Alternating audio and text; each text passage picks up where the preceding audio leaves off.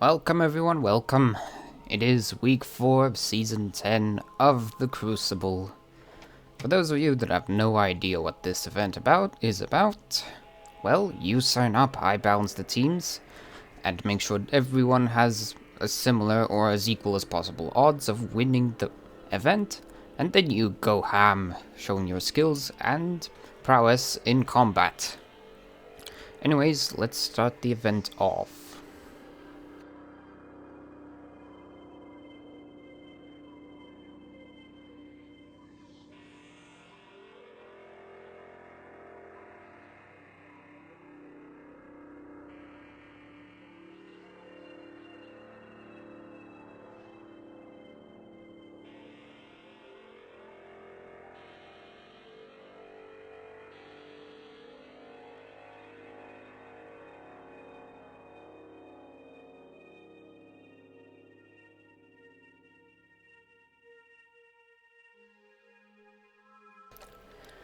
So currently today with us is on the red team the duck side of the moon, and on the blue team are the balloon poppers. And one moment, it seems that... Yes, canyons it is.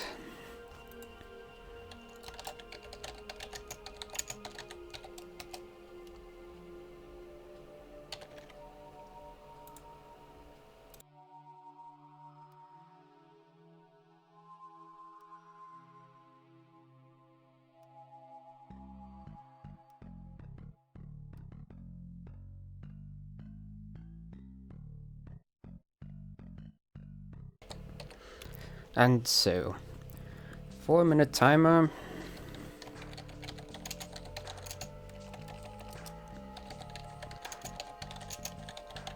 Starts now.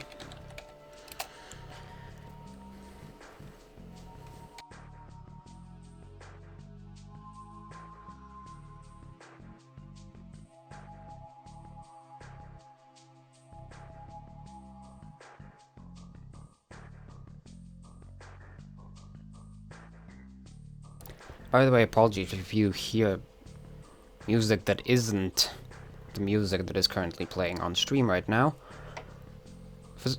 I think someone's partying above me, and I don't like it.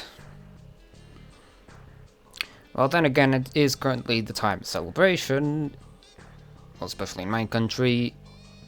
In others, I don't think anything similar happens, except maybe in Germany. Now's not the time to explain, and if I would, be complicated, to say the least.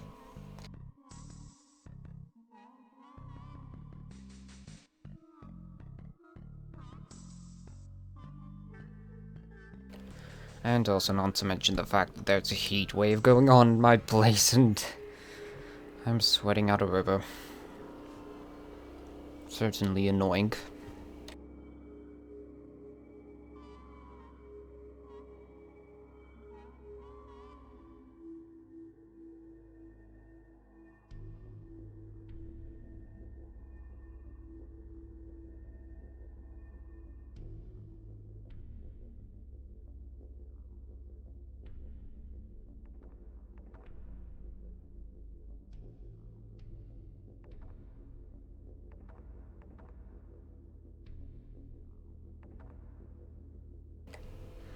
So it currently looks like red team is going for a bit of a Junker Pyramidion combination, whilst the blue team is going for a Pyramidion Spire. Interesting.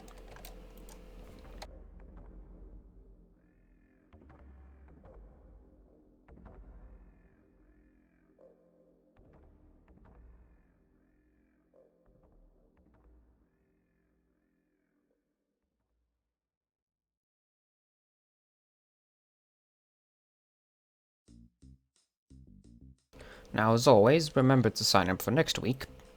After all, Crucible is a weekly event, and it's your job to sign up.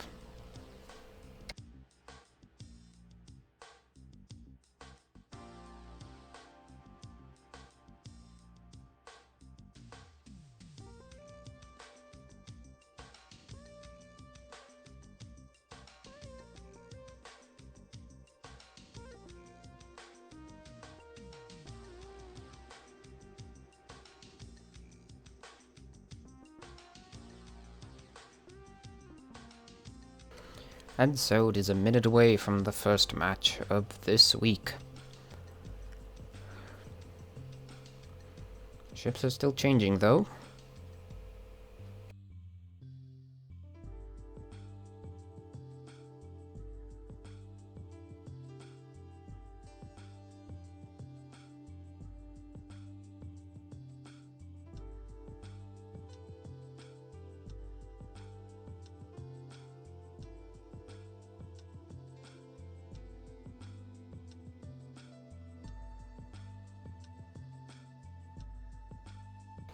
And so all ships are now locked. Still seems like it's the same old Junker Pyramidion versus Pyramidion Spire. Well, let's get into it, I suppose.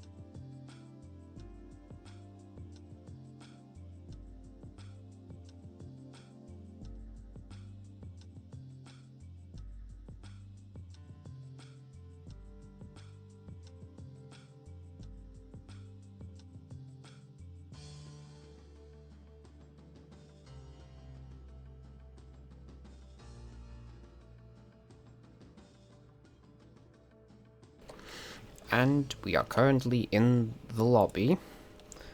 Apologies. Now we are really in the lobby. Or match, rather. Oh, one moment.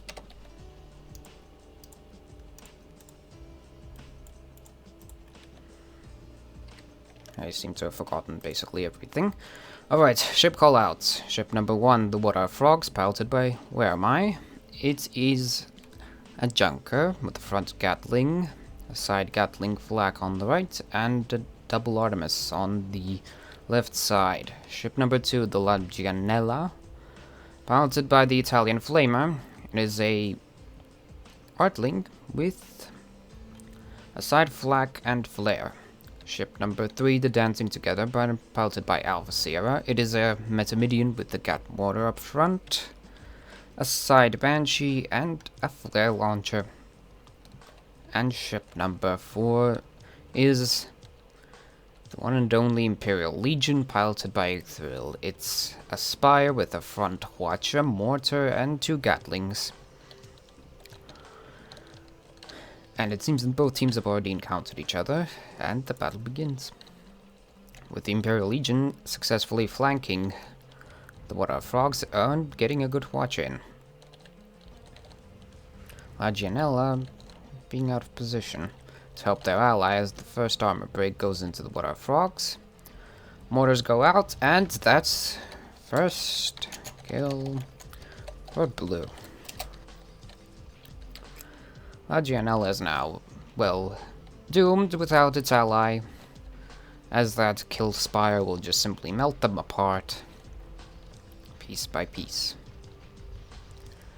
Red team really needs to focus, to say the least. That kill spire is quite deadly.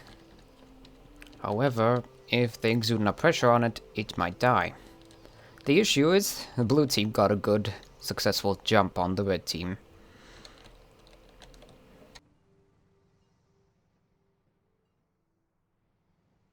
Which basically doomed them before the battle even started.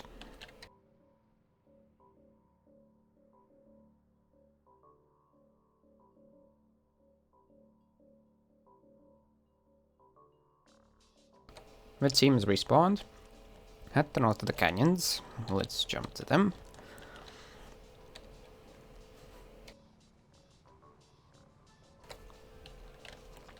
Blue team seems to be approaching the general area. Well, at least this time there won't be any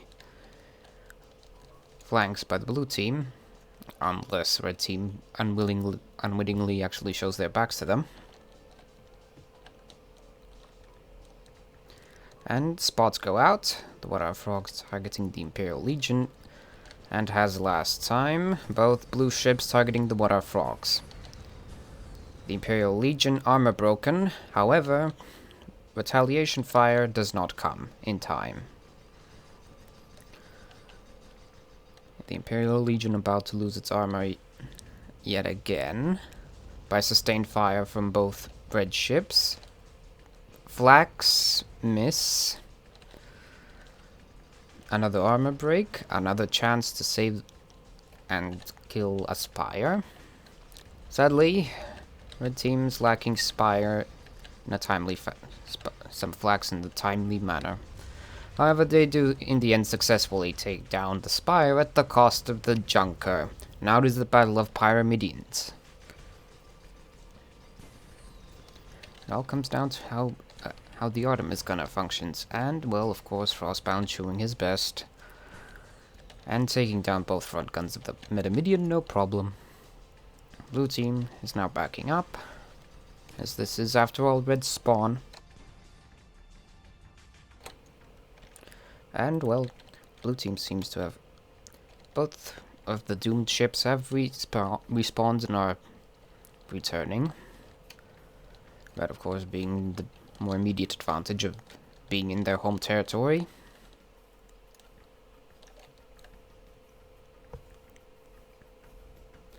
The kill on the Spire was way too slow for red, as flags were missed, and, well, the Pyramidian only has a side flag, which is only useful sometimes, with the heavy reliance on what our frogs to get the flags in. Dancing together, continuing to take a little bit of Artemis and Gatling fire, but the Imperial Legion performing a little bit of a surprise attack and taking down a couple of guns on the Water Frogs. As it is about to lose its armor, mortars go in, and that's another doomed Junker. Now there was the issue of not spotting the Spire in time, but an armor break on the Imperial Legion occurs, but no way to actually retaliate and actually use it, as the blue team take the first match in a blitz assault, with their kill Spire taking the advantage. Currently the winning team is indeed the Balloon Poppers, and they have won with a glaring 5-1. Red, you had hope, but, well, just goes to show you couldn't kill the Spire fast enough, and you really didn't keep track of it when it was the real threat. Anyways, let's get back into the lobby for match 2.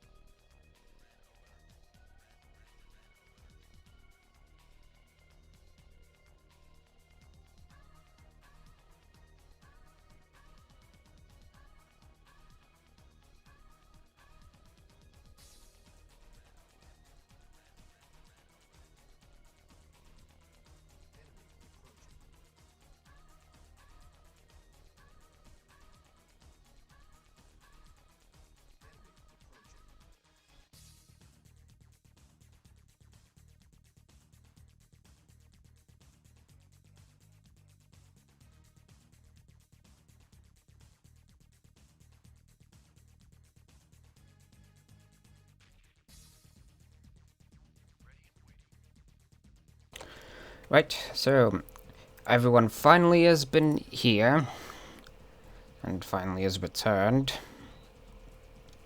And now we shall start match 2 and lobby timer.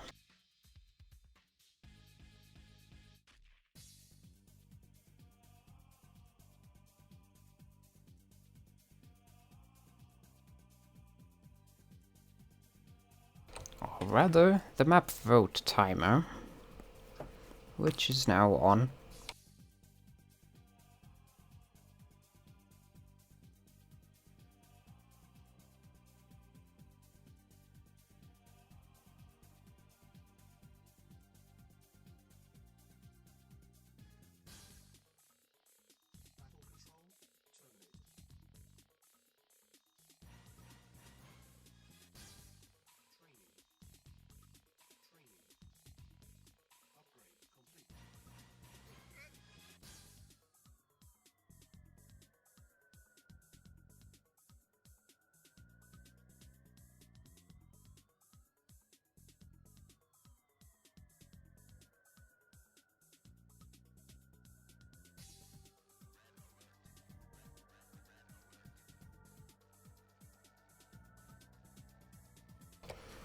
And it seems that only only blue team care about the map. So our turn. Hazard. It is. One moment whilst we change the maps.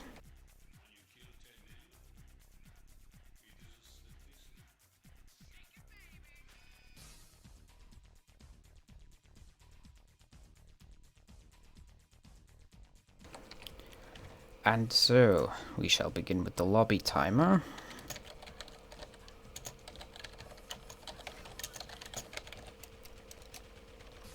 And it sadly seems that the baby grape and grape baby have made to return. Oh wait, that's finally now fixed. That was certainly an annoyance to keep track of those two different names during the last few events.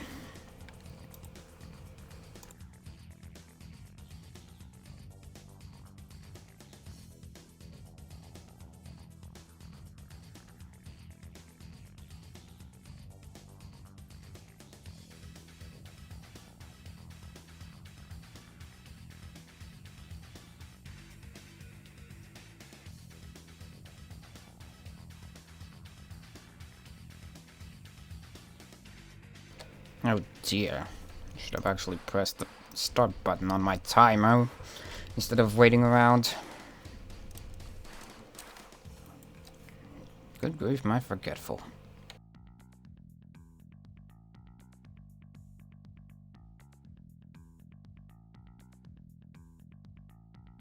Well, then again, I have to admit, working on one monitor is not exactly easy or interesting. Continuously alt-tabbing is an annoying thing.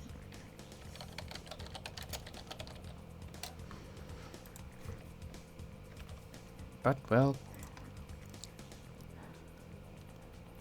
I do what I have to do.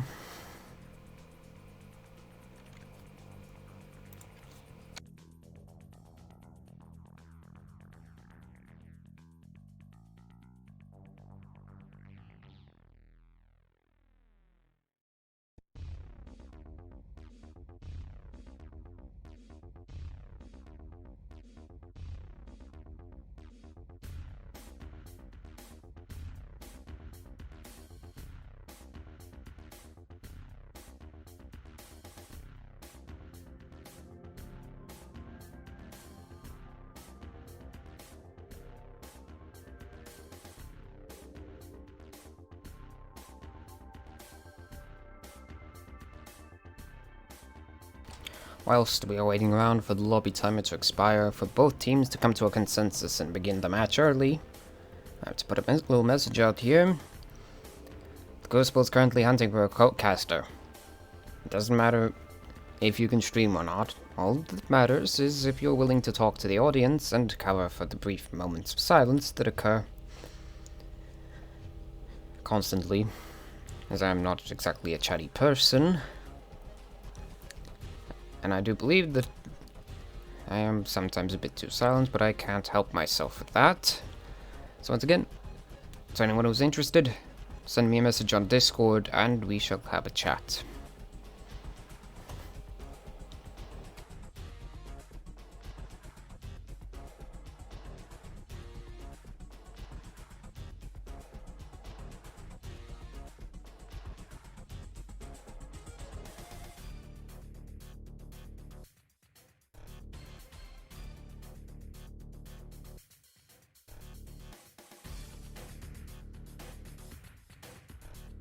And now we are rolling into the last minute of the lobbies of Icarus. And we will be finally getting into the side mini-game of the game Lobbies of Icarus.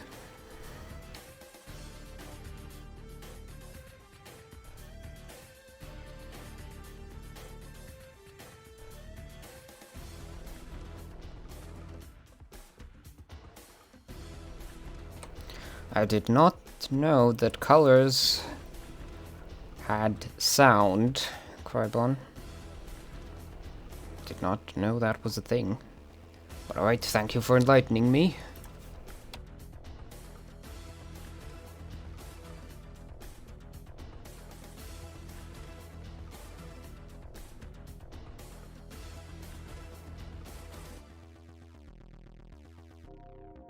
Right, so let's get into match 2 of 6. It's currently the fluorescent nightshade against the dark side of the moon. And we shall be back soon with match 2.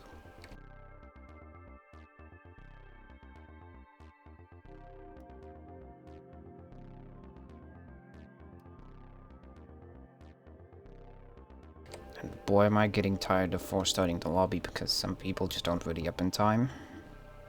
But hey, that's why that little button there is about.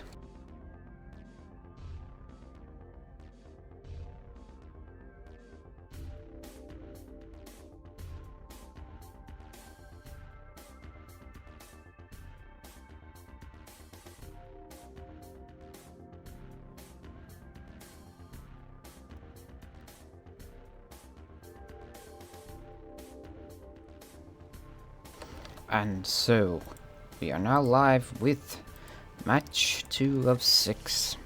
Ship number 1 is the Attenuation piloted by Finks. It is a Mobula with an Artemis and a Gatling on the balloon side, a Banshee and an Artemis on the hull side, and top deck Hades.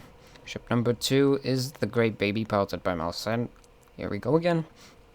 With a front carronade, side watchers and Gatlings, and the back harpoon. Oh, a back flamer. Interesting. Mixing it up, I see.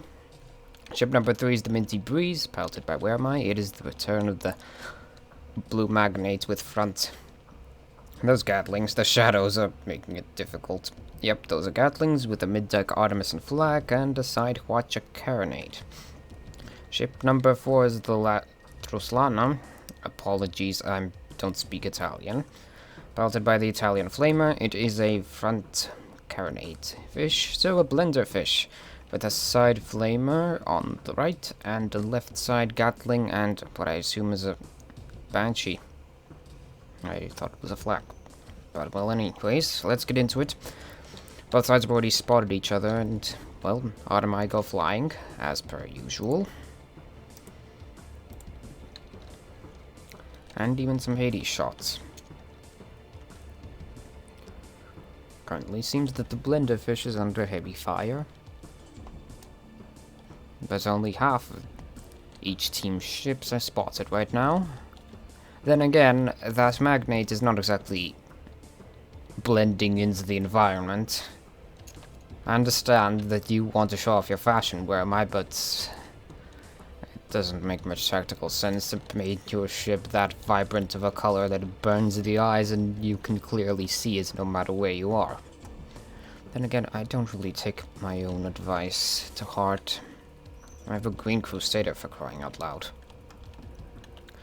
And blue team has managed to go around the entirety of the map and is now attacking into red. Watcher goes in.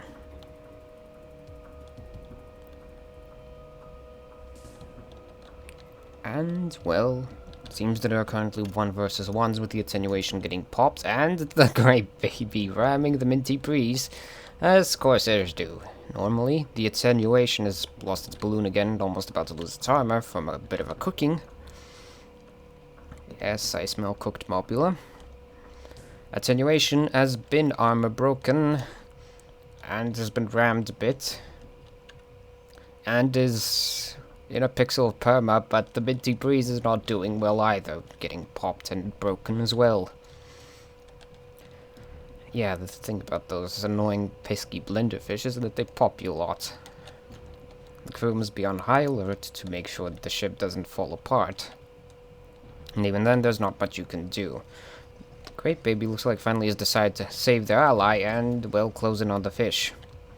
Sadly, oh, that looks like a ram. And that looks like a beautiful ram popping the Latroslana, as it also gets armor broken, and with support fire from the attenuation, a bit of damage is dealt, but the Great Baby also getting broken. A couple of flags go in. The attenuation going on a winged prayer, but pounding the Minty Breeze and popping it. The Minty Breeze is now a bit screwed, as it is taking fire from both red ships in a coordinated effort to attempt to take it down, but that fails, and first kill for blue. As the attenuation just couldn't hold on for sweet life, and, well, the rest is history, as the Great Baby is now getting targeted itself. 2 guns down. The hope of escape is approximately 0, especially with the blenderfish pestering you and teasing you and you're on the ground floor, and with the no balloon, and, well, it's a clear-cut case of a 2-0 for blue, as the attenuation deciding to spawn in, not exactly a smart choice in my opinion. Typically want to reset the engagement, not attempt to somehow deal damage. Could work if you could kill the enemy fast enough, but this isn't quite functional. As the attenuation getting now popped almost. Carronade gunner missing a couple of shots, it seems. The armor is broken and the balloon is broken, and next comes a couple of delayed flags, but they miss. The Great Baby pursuing another mighty ram, the attenuation attempting to whisk by below. But, well, the Minty Breeze now taking fire. And a watcher goes into the Great Baby, and Ruslana has managed to double break the attenuation, as it's now getting slowly cooked. Another cooked mobula. I want to see that on my dinner plate. The Minty Breeze, however, getting armor broken and getting whittled down a bit. Armor break again, but no follow-up this time, as it only has 1 gun left. Meanwhile, the Great Baby actually getting cooked by its balloon, and the attenuation once again on a pixel of permanent winger. However, the Ratroslana has lost its armor, and is now both blue ships almost gone. But the attenuation is extremely close to gone, as the Great Baby loses balloon and a bit of armor, and a bit of hull to boot. The attenuation getting cooked. 20 fire stacks on the armor. Yeah, sadly, this chem spray would have worked, but I guess it's not really a common choice for armor engineers, as the Great Baby eliminates the Minty Breeze. Now Ratroslana has to make a choice. Does it retreat? Or does it push for the kill and try to get rid of attenuation? It seems that they are going for option A. Or no? Option B. Can't say I blame them because that thing's near death, but then again so are they. Though I feel like they will fall without making any meaningful damage. They are now backing up. But there is no way that fish is getting out of here, no matter how quickly you run. And even if it gets out, look at that damage. Another pop. And boop. There's a mountain behind there. Just be careful. Bumpy terrain is one of the worst things that can happen to you in this game. So looking behind you is a bit of an important skill, as another armor break, and yep, goodbye. The risky effort paid off to spawn there, but how much is questionable, because that's a lot of hull damage on the attenuation. Next hull break and they're gone, basically. So a smart maneuver would be to ram the mountain and, well, reset their perma. Unless they want to, well, fall and leave their ally in a pickle and that they cannot get out of. And it seems that both blue and red have encountered each other as the Corsair goes on its crazy madman journey to ram the Minty Breeze again. Successfully doing a 180 on the Minty Breeze. Was that claw on? As Minty Breeze gets armor broken. The Great Baby now getting cooked. And Side Flamer doing magic. Minty Breeze now once again armor broken. They really have no protection against that ramming Corsair. Impact bumpers might help. As also popping the Corsair before it rams you. Which is what Ratroslana should be focusing on, as the Minty Breeze almost dying. The attenuation continuing fire, as it is also now getting cooked. I still want that mobula steak for dinner. But the Minty Breeze goes down first, as, well, 20 fire stacks on everything. And with a flick of a wand, the attenuation is missing. In pieces. And the magic stakes appeared in front of me. The Great Baby getting cooked and carronated. But both ships have lost their balloon, Ratroslana, Tusiana. Apologies. I've been pronouncing it wrong this whole time. Well, as I said, I'm not French, as the Great Baby just rams that thing into oblivion. That's what Corsairs do.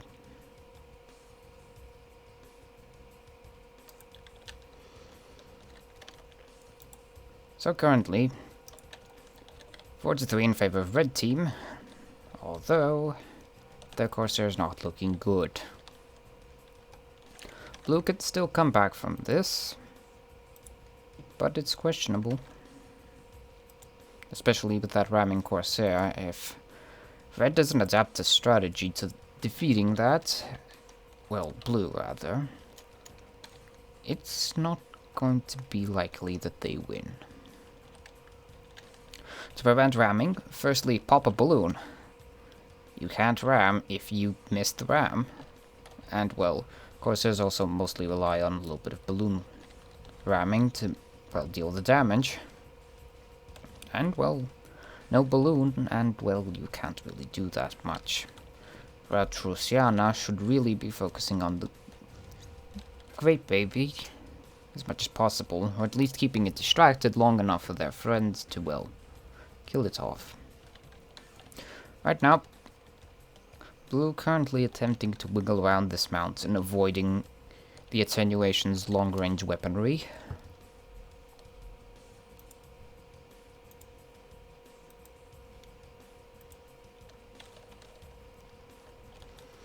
And, well, slinkering continues as the Corsair is actually not ramming in like a crazy mad lad this time.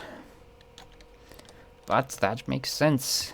You really wouldn't want to be charging into a suicide mission against two blue ships in a well-entrenched position, although now it looks like they are making their move against the Minty Breeze. Minty, either pop them or rely on your ally to pop them like just happened. However, Ratrusiana, being left alone against two red ships, loses its balloon and armor. The Great Baby also is now under fire. Also, beware of the bridges on this map. Those are also annoying. The Great Baby now deciding to back off. Ratrusiana now lost a bit of perma. Great Baby loses its armor. Flags go in, but not all of them. It seems that the flag gunner is messing up a bit, but no worries. It's time to improve upon that, as the flags go in, and the Ratrosiana getting popped, and the attenuation getting popped. That is going to be a demise for Red, as I do not see them coming back from a catastrophe such as this. It seems the blue team actually has managed to recover a little bit from that ramming Corsair. Probably because this time it didn't actually ram too much. Ratrosiana, armor broken, the Corsairs respawn in a desperate last effort to save its ally. However, its ally is surviving pretty well until the flak hits. And well, it seems that currently the Dark Side of the Moon have won with a close 5-4. Congratulations to Dark Side and a valiant effort for Fluorescent Nightshade. You were quite close to winning this one.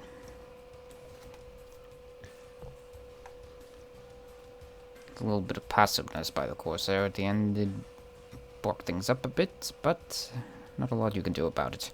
Anyways, we will be back with match 3 shortly.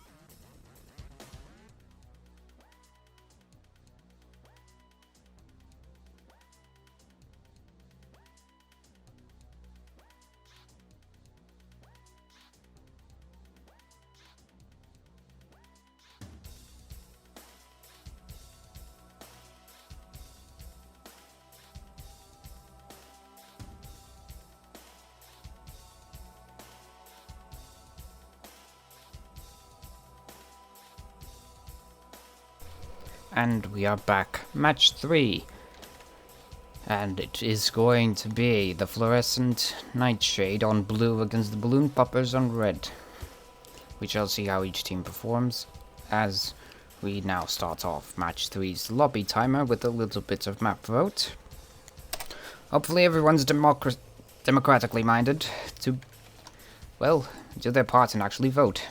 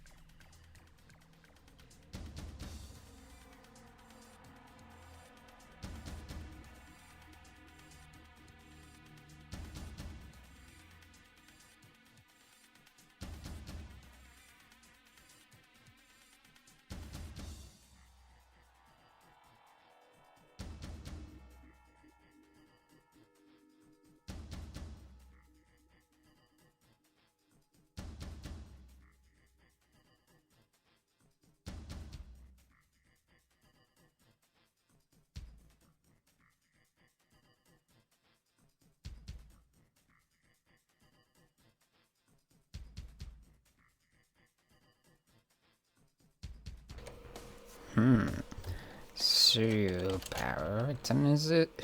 Paraton, it is after a bit of clarification.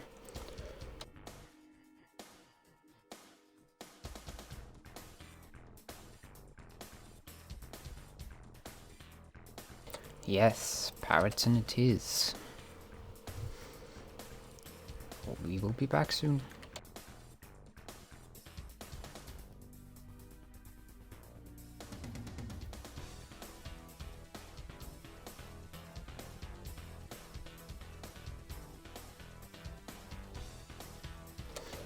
And we have magically reappeared on Paraton. As the 4-minute timer is now activated. This time on time.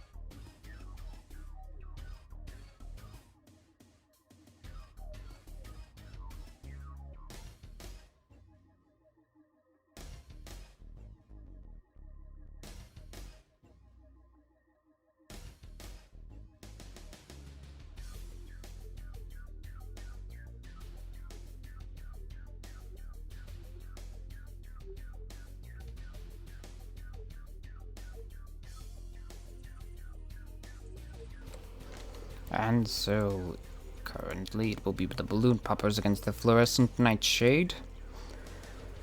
As we remember,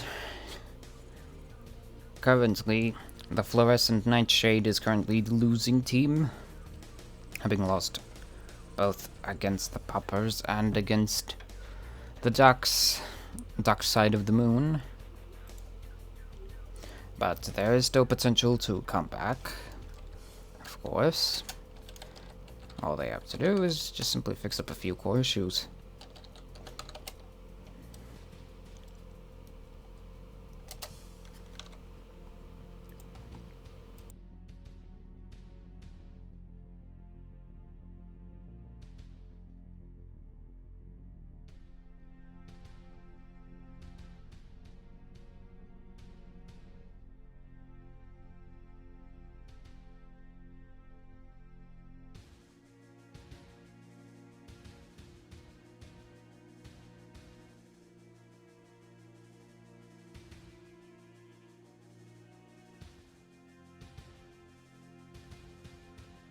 Also, Alpha, I understand that you are in the mood of poppers with balloons, but you can stop spamming.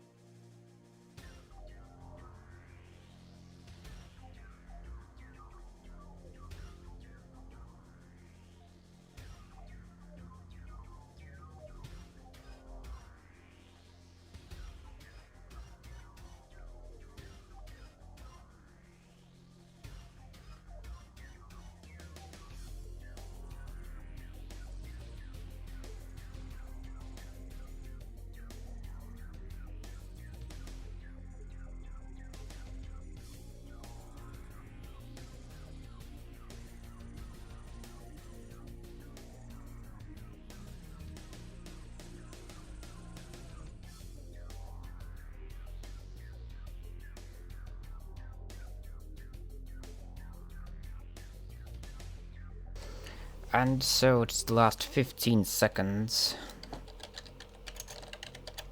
of the lobby wars. We shall be right back with the real action as match 3 will begin soon.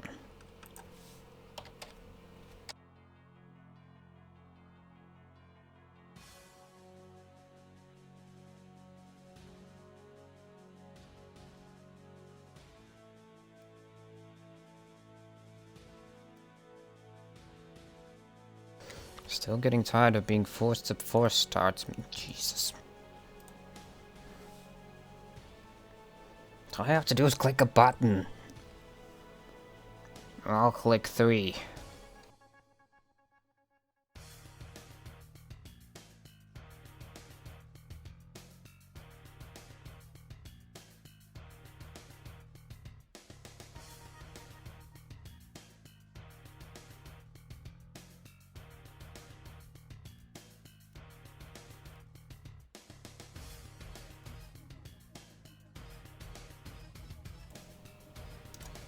And so, we are in the match.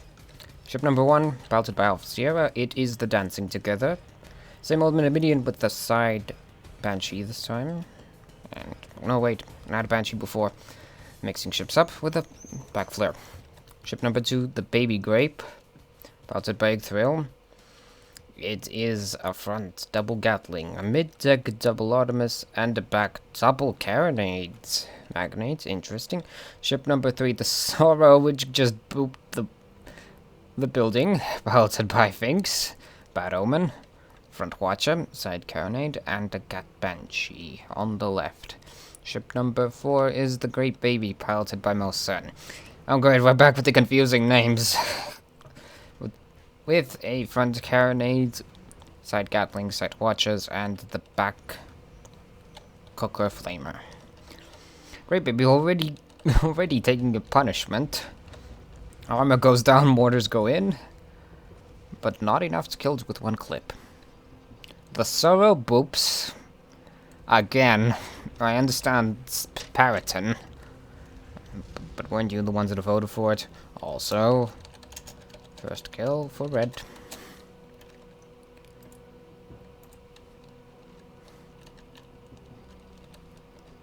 The Sorrow, now feeling the sorrow of leaving its ally alone to be focus targeted, and attempting to retaliate with a Watcher. Successfully delaying its death. But we all know it will go down at some point. It's the life. A desperate retreat. If only Order 227 was in effect. That would be a strange occurrence. Let's see, and now there goes an armor break. That was a boop. Armor goes down yet again. A couple of mortars go in. And the sliver of perma. But to no avail as the Great Baby. That was a bad idea. It currently seems that the Nightshade really must think about coordinating spawns. Because that is not a good idea. However, Great Baby now getting armor broken, as it cannot deal enough damage from its ramming attempts. Granted, it is in a decent position that the Metamedian is not capable of functioning well, but it itself got booped. And its armor goes down. I hope that Finks now doesn't come to save his ally, or else this is turning into a snowball. Oh well, for the love of God. For those of you that don't know, a snowball is when one team refuses to back off when the time comes, and keeps charging into battle. It's a meat grinder. Stop. Stop. What did you do with that? Nothing. Nothing at all. Now you're taking fire, and your ship's going to be damaged by the time the next engagement starts. It seems that the Nightshade must really work on communications, because that was not good. Armor break. You see, that damage could have been avoided. Or in fact, that entire situation. You have to know when to let go, or otherwise that happens. A clear-cut case of how not to do it. Great Baby now attempting to charge the Baby Grape. And the violent boop breaks the balloon. And, no wait, the hull. Apologies. But the Great Baby loses its own balloon and will now get Attacked by an angry Pyramidian. That wants mentions. Be great in the meantime as its front on Sorrow. Dancing together is not doing good either. However, getting rammed. Mortar's a bit too early, but it's fine. As the second volley should end it, provided the mortar gunner shoots. And there goes another armor break on the Great Baby. Baby Grape popped. Mortar's now late, but hit their mark. And now the Sora once again backs off. This is a meat grinder. Stop. Blue team is really not in coordination with their brains. Apologies, but this is totally on you.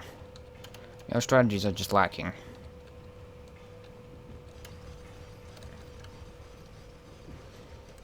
And apologies for me stating this much, but seriously. And this is not beautiful.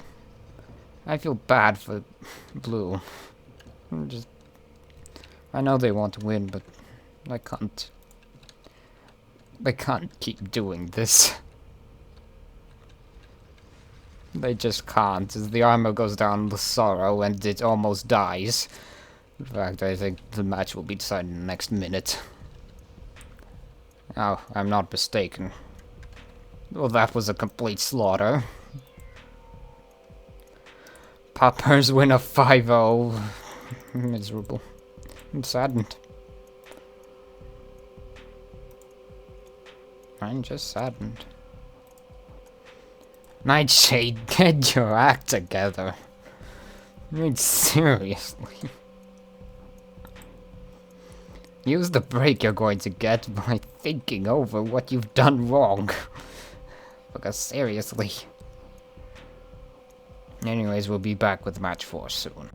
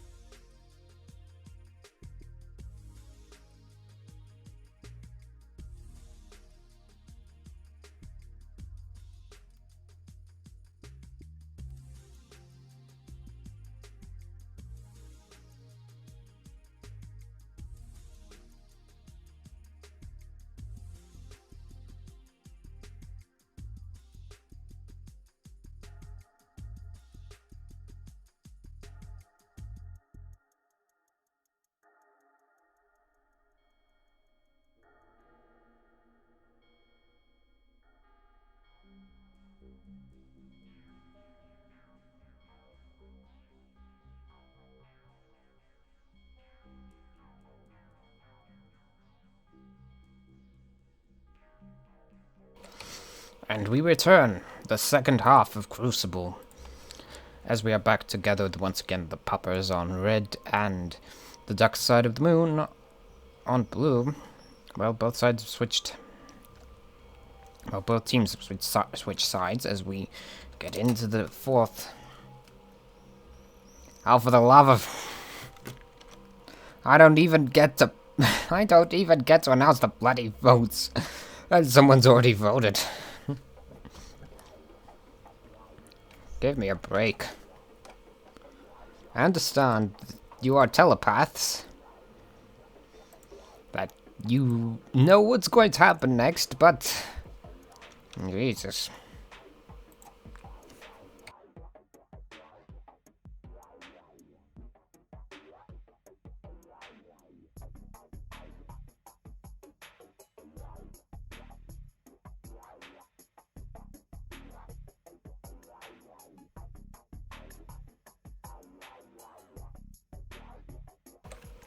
Yes, and as mentioned by where am I? Thornhold is the suggested map.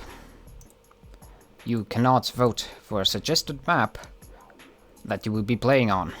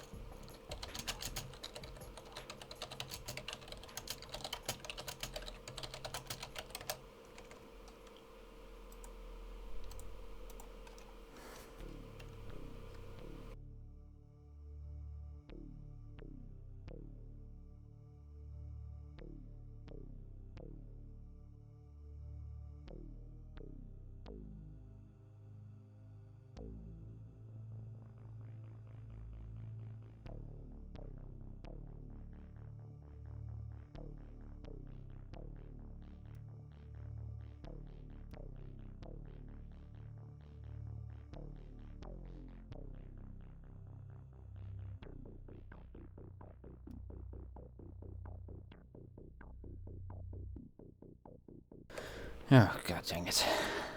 Man, my bloody memories.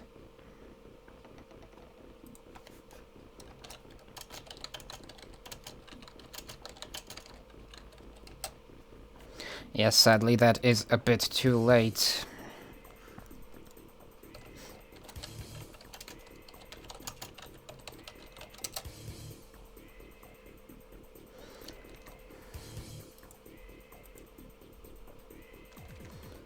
I actually did announce by stating Kinforth it is.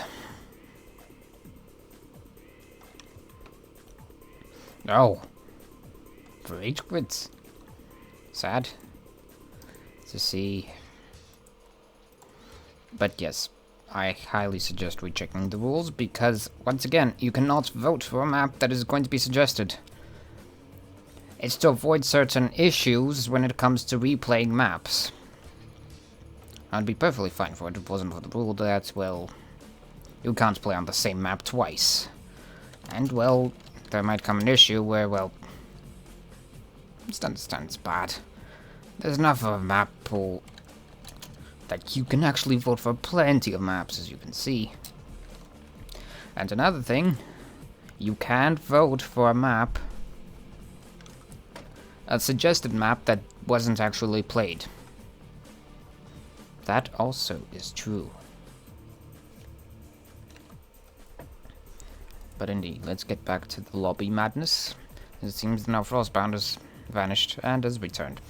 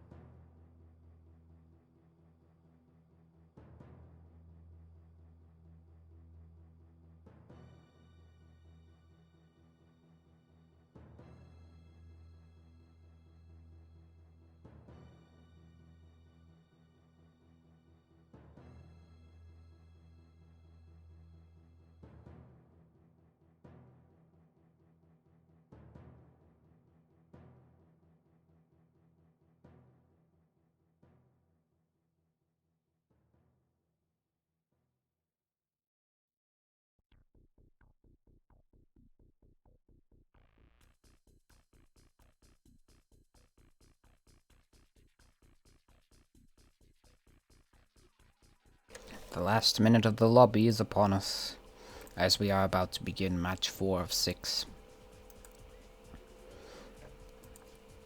And we shall see who comes out on top.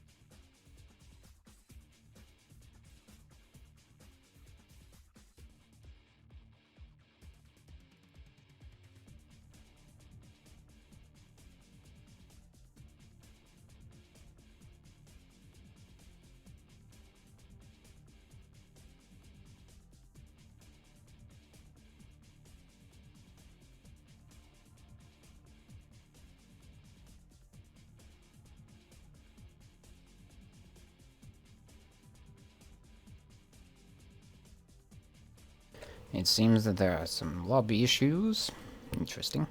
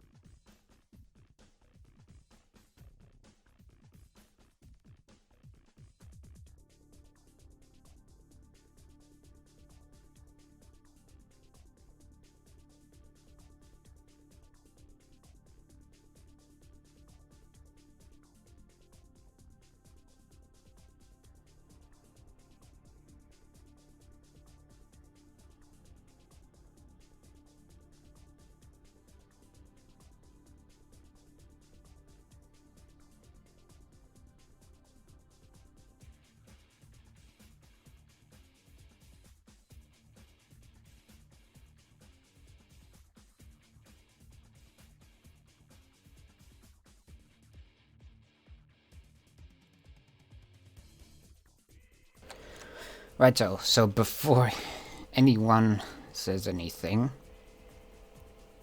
please announce changes. Always. Or else situations like these happen.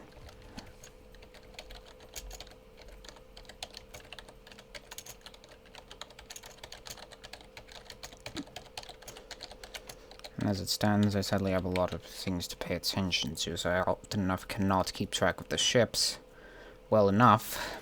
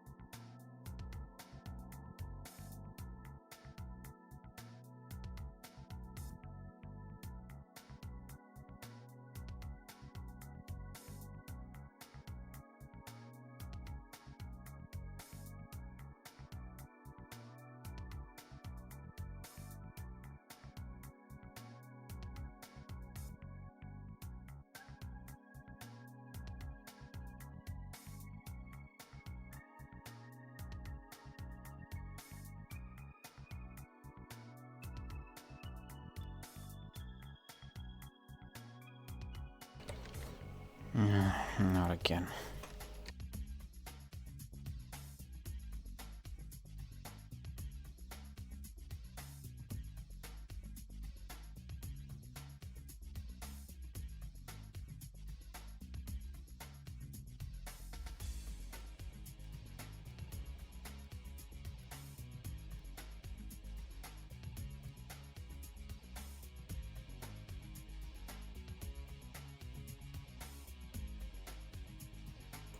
And so, match 4, ship number 1 of the balloon poppers. It is the Dancing Together piloted by Sierra. It's once again the Prodigal Metamidian with the side Banshee and Flare. Ship number 2 is the Baby Grape piloted by Thrill. It's once again the Magnates with a mid-deck Gatling. Oh, but this time a lens gun and 2 mid-deck Automi. Side Carronade and side Watcher. Ship number 3, the Minty Breeze piloted by Where Am I? The Brazen Blue Magnate with 2 front Gatlings, a mid-deck Flak and Artemis, and a back Carronade and Watcher. Ship number 4, the Creamy Bowl, piloted by the Italian Flamer. A non-Italian name, finally. With a front Watcher, top deck Twin Gatlings, and a Flak. So, it seems the blue team's taking a very kill-heavy approach. But then again, so is the red team. However, at this point, I think blue has the clear advantage. A Spire outguns a Pyramidian, and their magnates are pretty similar in composition. Though the laser may add on a bit more interesting mid-range shenanigans.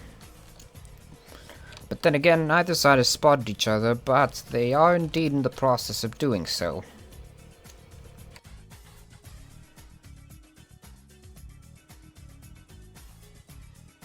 The Minty Breeze actually charging into the Creamy Bowl seems to be performing a flanking maneuver. Well, good on them. It's a smart thing to do.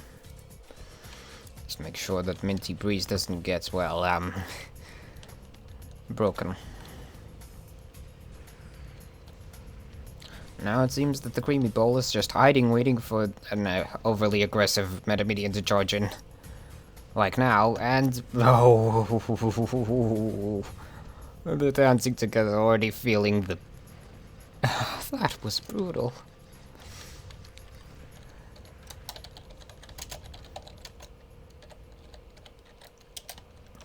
Yes, the clear winner... in my opinion, clear winners of this match will be the blue team.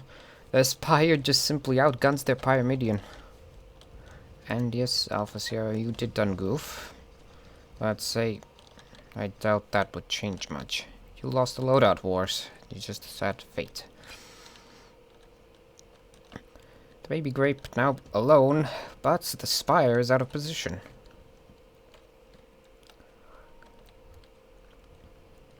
It's the Battle of the Magnates. 2 Gatlings going to the Baby Grape. It retaliates with a single Gatling. Oh, and there comes the Creamy Bowl with a Watcher and face, and there comes the next Flax. As the Baby Grape goes down, and, well... are we getting back into this again? Proper education, people. Do not charge in when your allies left alone.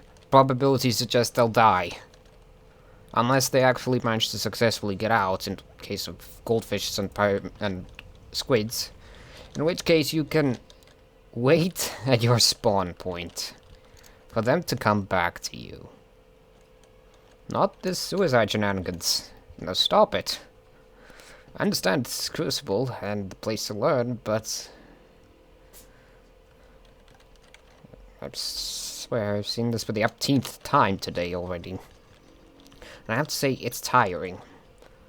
It's also tiring to see 2 of the same vibrantly colored blue magnates. The Baby Grape is more cyan-like.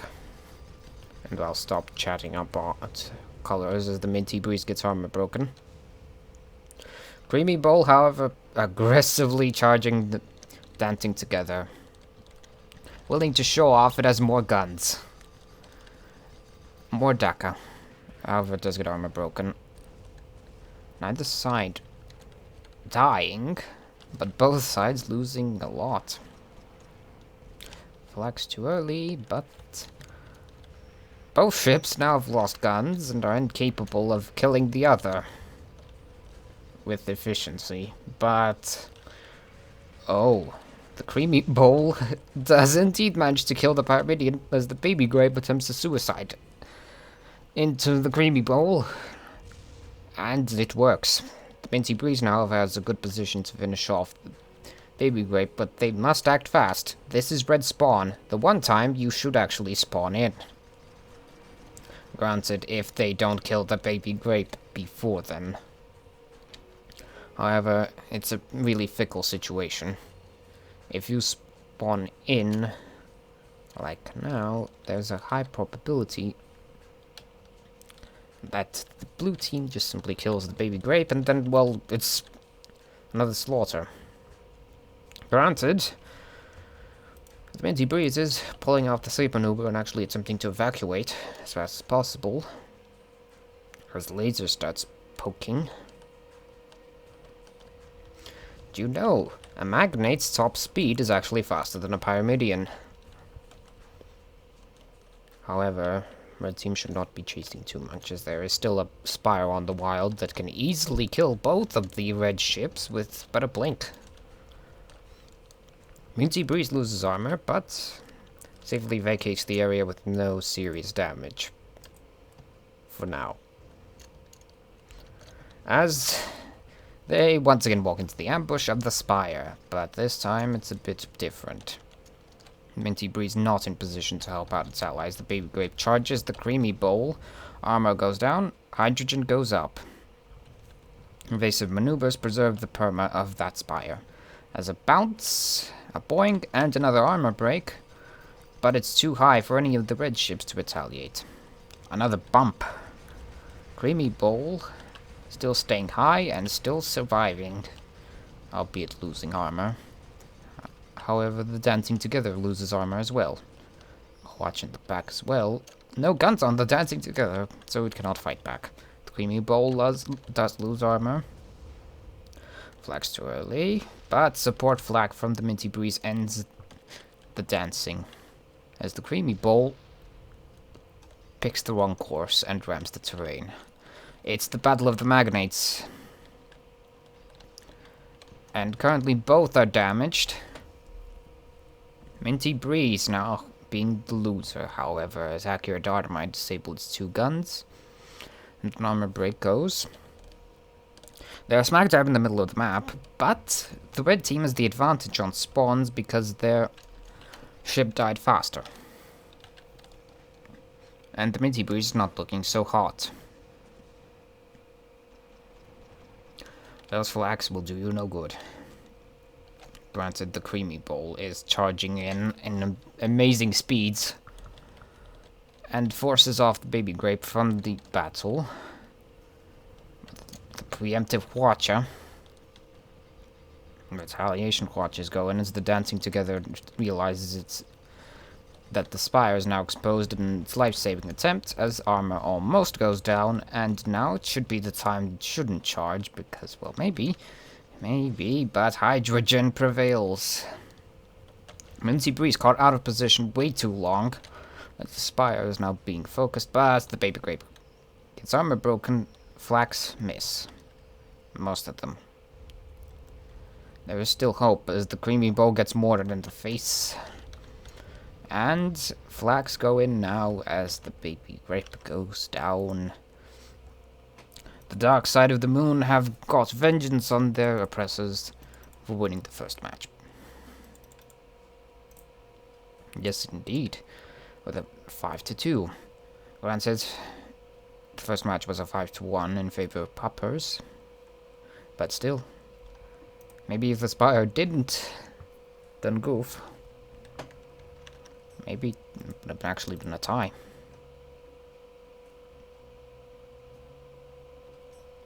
Correct, to answer your question about if Magnates have been in all matches, I think yes. I think that's true. And indeed correct. Do not meat grind! We will be back soon with the next match.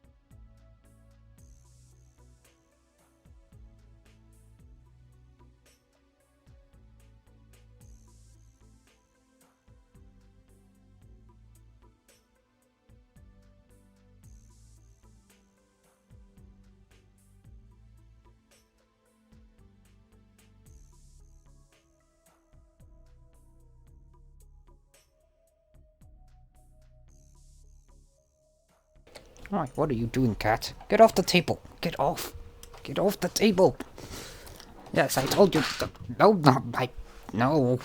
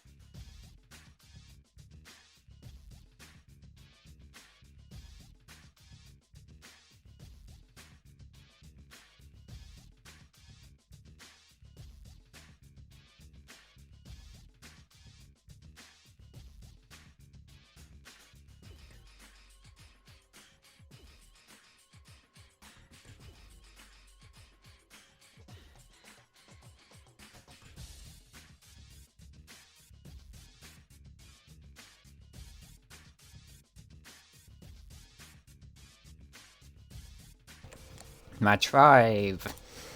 Let us continue the Magnate Magnus. Yes, magnates seem to be popular nowadays. Well, sadly, you can't do much about it. Sadly.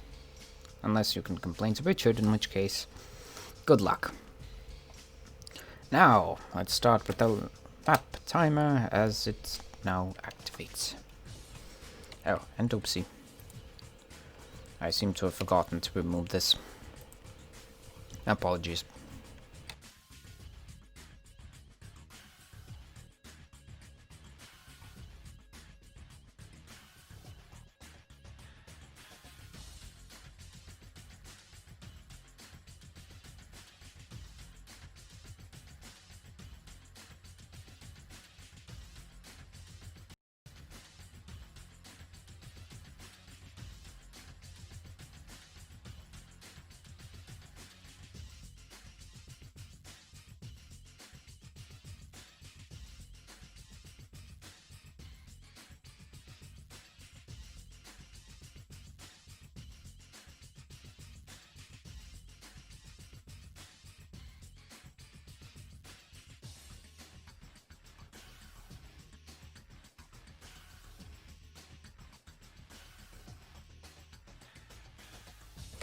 It seems that democracy is asleep today.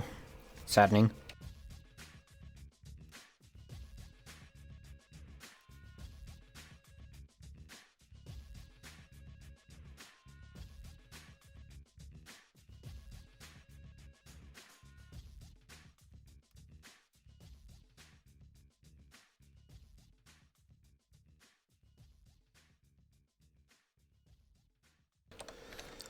Yes, democracy is indeed asleep.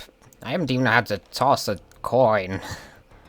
Alright, match 5. Lobby timer is prepared and 4-minute timer now active.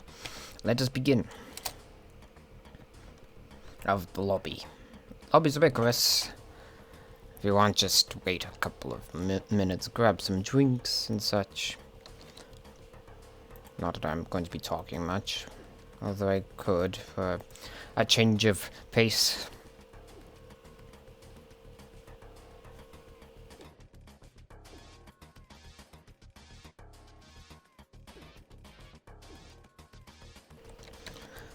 Going on an off-topic tangent right now, was playing XCOM 2 this weekend. Well, I noticed something interesting. Geist from War of the Chosen, he sounds really like Halarak. Yes, I know, we must all be face-palming at this point. I was at first confused. I couldn't really get my finger to the sounds. But I figured it out. After a bit of listening, I have to say it's quite fitting. Both are maniacs wielding massive amounts of power. That's lovely.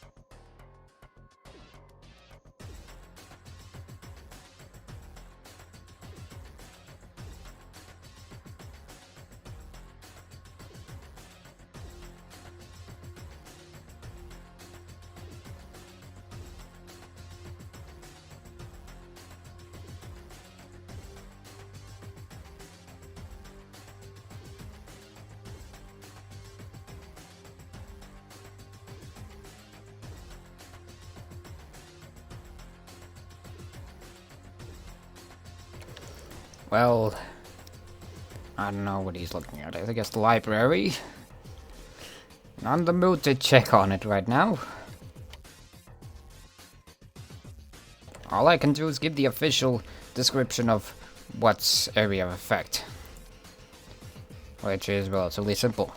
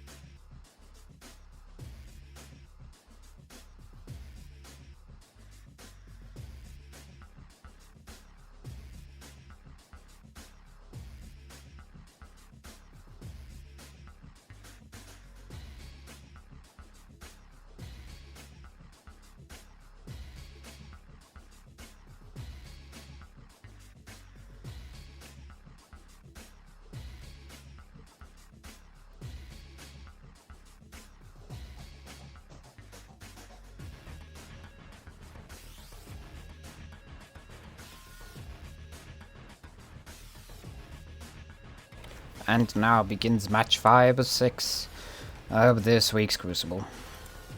We shall be right back with you in but a moment.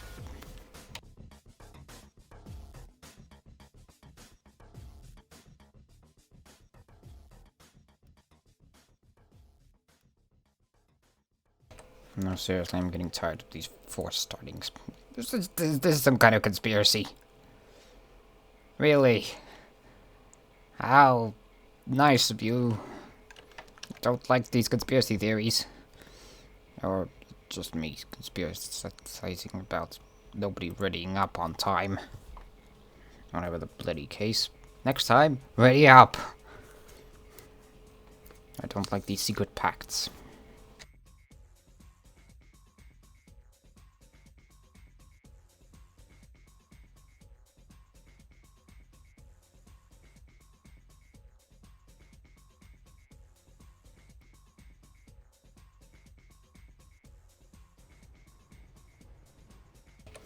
And we are back in the match. Ship number 1, the Water Frogs, piloted by where am I? It is the Yields and Gatling armed junker with side Gat flak and left side Automine. Ship number 2 is the Italian Flamer Ratriciana. The same old blend of Wish with side Flamer and Gat Banshee. Ship number 3 is the Great Baby, piloted by Mosen. Same old Ram Corsair with front carronade, side Gatlings and Watches in the back Flamer. Or is that? That's, yep, Flamer. And ship number 4 is the Brave Wrath, piloted by Finks. It is a junker with a mid-deck front Artemis, a side Mine Launcher Banshee, and Tempest Hades. I would say that looks quite strange. Let's see if it functions well. Although that looks something straight out of Chaos. I'll be honest. I remember they had one of those rule sets in which just Junker had to have every unique gun and no Gatlings. Although that second part might be questioning. As both red ships have been popped. The Great Baby was popped a while ago. Fire stacks on the armor as La Truciana has lost its balloon again. And, well, the Water Frog is now getting pounded as well. Apparently nobody cares about them frogs. Great Baby now popped. As now it is currently 1v1s, as Brave Wrath is getting the upper hand on the Water Frogs. Those Artemai are not hitting on the Water Frogs well enough that actually is worth it for them. And in the meantime, the Fish and Corsair duel it out in a battle of who can blend the most, and it looks like the Corsair is winning by a noticeable margin. Blue team now has the advantage, if they don't squander it. Water Frog deciding to now help out its ally with the Great Baby, and mines go out. I hope that's a cooked Corsair, with its armor going down, and, well, no retaliation flags. The Water Frogs goes down. It's the first kill. First, not first. For blue. And, well, La Truciana making a fast retreat through the relic as the armor goes down. Follow-up Tempests only land a couple as the La Truciana escapes, but making the also not good decision of turning around. Well, maybe. Well, not exactly horrible decision. You do go faster forwards than you do backwards. But, unlike the rest of the teams in this Crucible that have attempted to retreat, they actually have managed to fully disengage and are not walking into a mosh pit again. Congratulations, Red. You've broken the chain of meat grinders. And I was so tired of seeing that. Currently, it seems that Red is residing in the relic, as Blue sitting outside. Do they assume that the Red is backed out the other corner, or... Oh no, now it begins the ring around rosies. I'd say an interesting choice by the Brave Wrath, moving backwards, however. Perhaps they are not anticipating the enemy to be there.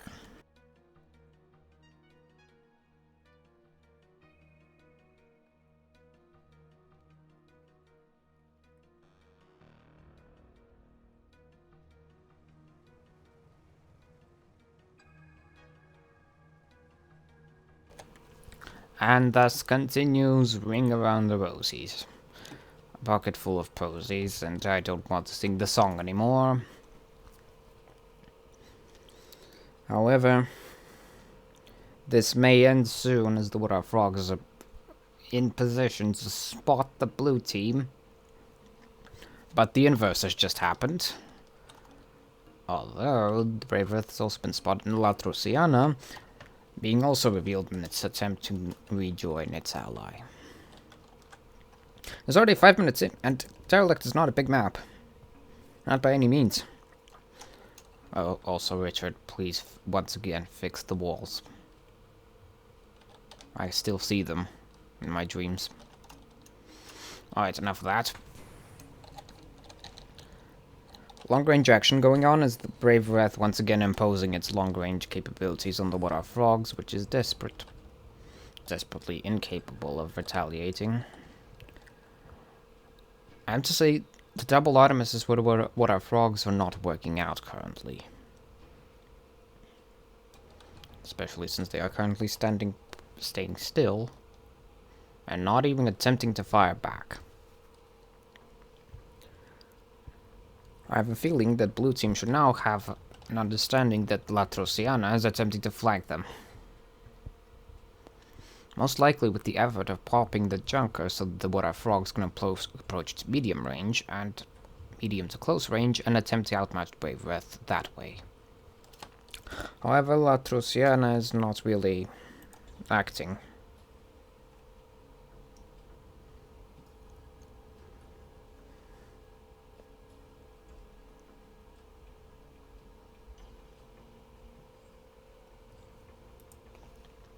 Yes, indeed, mine's on the Corsair's side. Yes, that would actually work. As the La Truciana finally exposes itself and charges in. Getting popped. And apparently this is the first match without...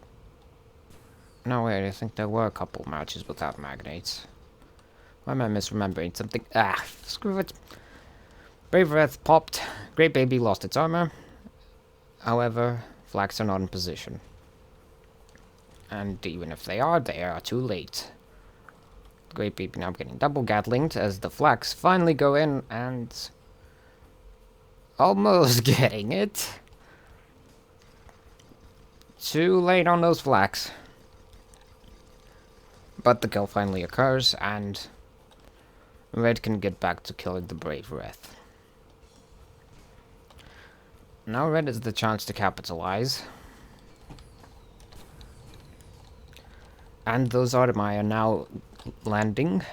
2 engines down Brave Breath, screwing with its ability to retreat as the Truciana approaches to support their ally in this great endeavor to finish off the blue team. But, of course, here we get back to the meat grinder, as the Great Baby decides to respawn. But maybe it's the smart choice as the La Truciana eats a face full of lock mine. And Great Baby's now entering into position to, well, shove itself into the fish as it just melts. Flag slate again, and missing completely this time. I cannot envy the flag gunner and the captain, as that was their one chance to even out odds. But now again, now this is the one time that it actually worked out for blue team to respawn. However, play it safe, people. Play it safe. I mean, after all, it may work 1 out of a million times, but doesn't mean it's good. Mines go out, but I do believe that what our frogs will make a successful escape. Albeit with a broken balloon and almost losing its armor. Fish re-entering the fight. Although I have to say that was close to a disengagement as a boop happens, La Truciana getting popped. And so does Great Baby. All fire on Great Baby as La Truciana gets backed into a wall and... armor break, but the Great Baby bugs the bloody terrain. Almost dying in the process. Ramming his double-edged sword. You miss, you will likely bleed.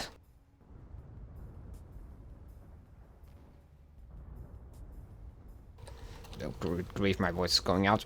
Great Baby, goodbye. It's been a valiant effort. But the water frogs now suffering and the heat of the Brave Breath. I do feel like that this is going to repeat again, where blue team just respawns their Corsair, and currently it's actually 1-kill matches, with neither side losing too much against the other. Mine's going to La Truciana. Now Red should already expect Great Baby to appear somewhere, as they already have last time, and Great Baby responds with Brave Breath farther back. Red team's currently incapable of capitalizing on blue team's lack of existence. I guess I could put it like that. As the Great Baby is now under fire. La Truciana approaching and taking a bit of pounding. Losing almost its armor. What are frogs dangerously far? A bit of a, just a tad bit of a too aggressive push. As the Junker is not capable of approaching fast enough for the offensive effort. Latrosiana continuing to oppress the Brave Wraith with a little bit of carronades. However, its ancient nemesis, the Corsair, appears and gets popped. Both ships get popped. Now is the time that what our frog should show off its gun capabilities. As Latrosiana almost gets popped. Scratch that, gets popped. Mines go out. Mines damage friendly. Oof. Great Baby in a desperate attempt to ram, but you ain't ramming nobody with no balloon. At most a failed effort. Latrosiana now dangerously backing up out of the fight, but back in as what are frogs, both Gatlings firing at different targets. And the flag does nothing. Oh, Tar. Thanks. Have you no shame? Tarring both your enemies and your ally. Oh, have you no shame? Mines continue to get deployed, but not landing on target as the Great Baby's now suffering horribly. And, oh, that was a good line. The Great Baby's just stuck. It can't get out of the tar. And goodbye. That tar screwed them over. Tar, a double-edged sword.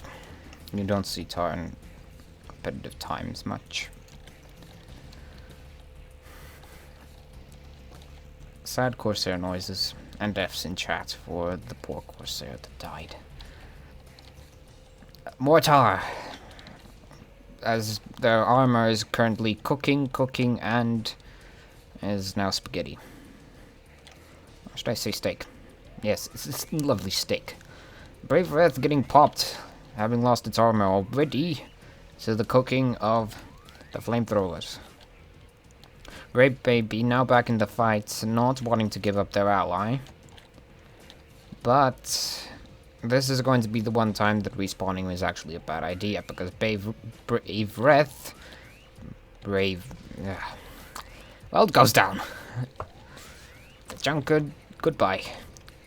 What are frogs attempting a bit of a maneuver, but failing as it now gets popped and rammed. The tar is still in play. 6 minutes left on the clock. Latrosiana approaching. Tar affecting both teams once again. The What Are Frogs looking horrible. Apologies, though, but that's the truth. However, it does in the end manage to outmaneuver Great Baby as the Brave Wraith returns. Latrosiana incapable of getting down enough to help its ally out as the rams go in and armor break. More Brams.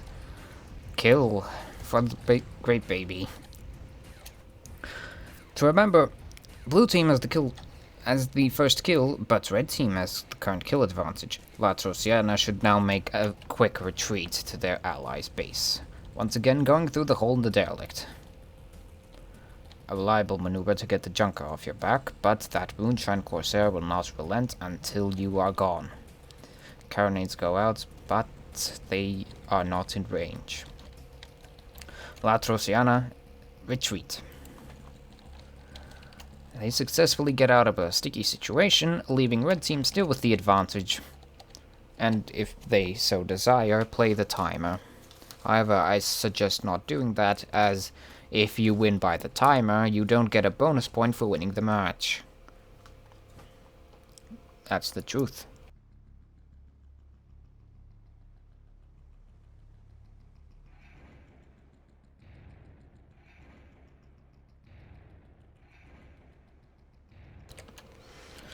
And we get back to the Ring Around the Rosie schedule.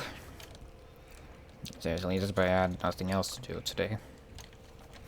Well, technically I don't, but point still stands. Oh, for the love of... just do the job. And it seems that both teams are now actually in a trajectory to spot each other.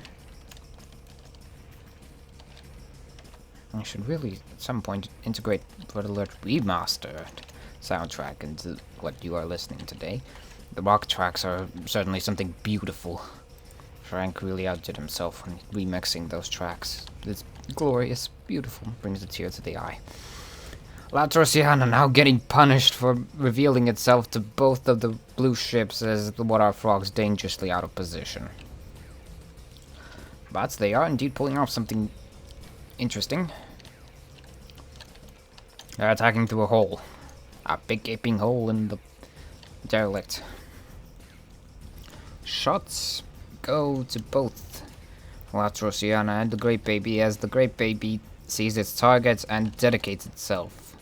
La Trociana lost armor. Now about to get rammed, but they're extremely high. Terrain not being an issue this high, but a pop goes in. Gatlings, tons of Gatlings, but no effect on target. Oh, apologies, the Great Baby now has lost its armor. And so, goodbye to the balloon. Mind themselves! Brave Wrath. Just mind itself. Thus screwing with the odds of beating up the Water Frogs. As Mortar goes out, Great Baby gets tarred. This is miserable. Great Baby now at 50... Oh no, they're gone. They're basically gone. Congratulations. Dark Side of the Moon. You have won yet again, though this time it was extremely close. Blue team, what the heck are you doing? Tar and mines. I think you hurt yourselves with that more than you hurt the enemy. It might help you to cover your back, but is it really worth it when you just affect your allies like that? Nightshade is currently not in a good position. They haven't won any of the matches. But we will be back soon.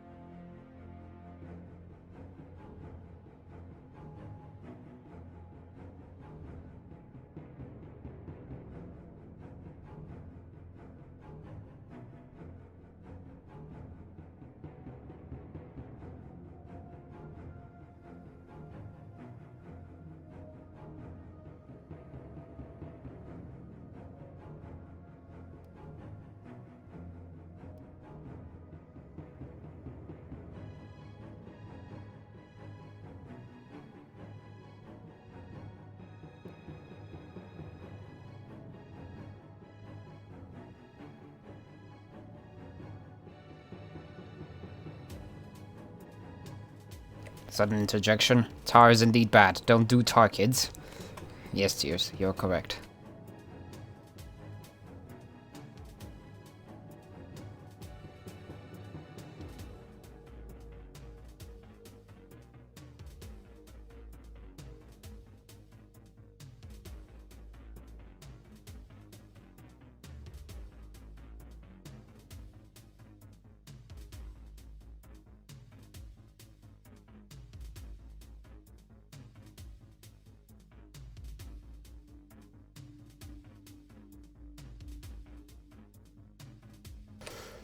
Final round. Nightshade versus Poppers. Map. Votes enabled. Let us get at it. Wait, what's my timer doing? Seems blue team really wants to... Hang on a moment.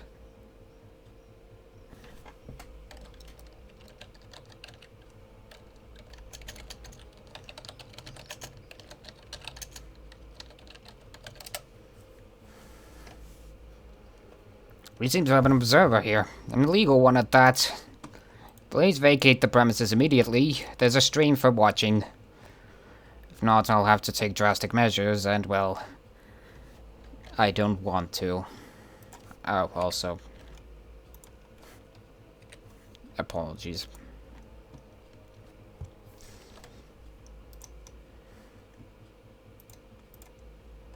We do not need illegal immigrants in this spectator chat.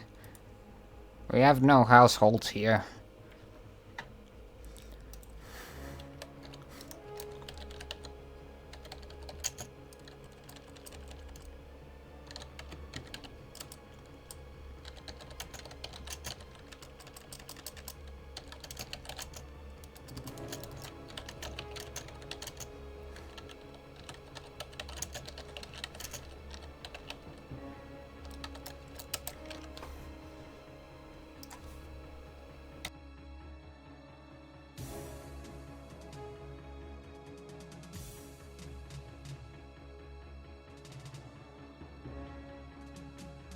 There we go.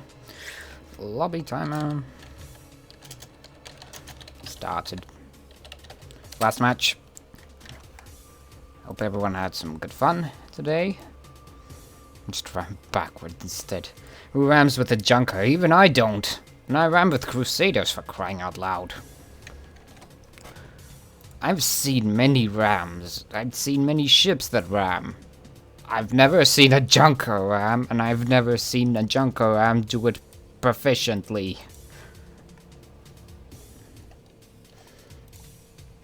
In all my years of ramming, I've never seen anyone do that with proficiency.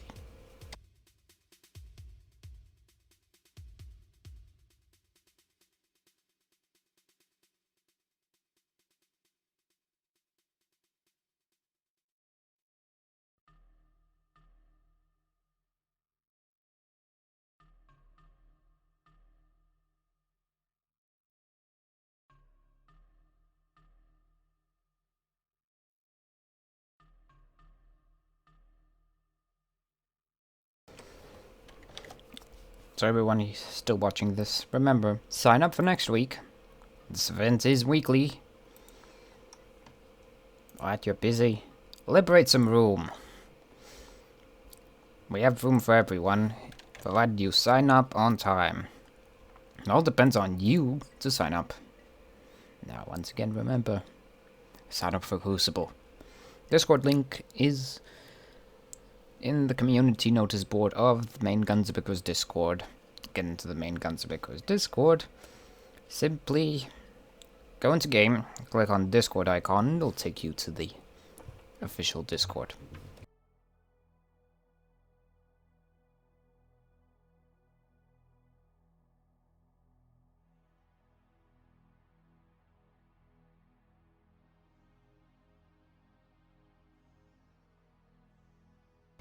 I see chat discussions are about Mobulus. I find it that if you have a competent top deck engineer, have him take shoot vent. Then you can have both hydrogen, claw, kerosene, and shoot vent at the same time. Just simply tell your person to prepare their shoot vent, and when needed, and well then shoot vent on command.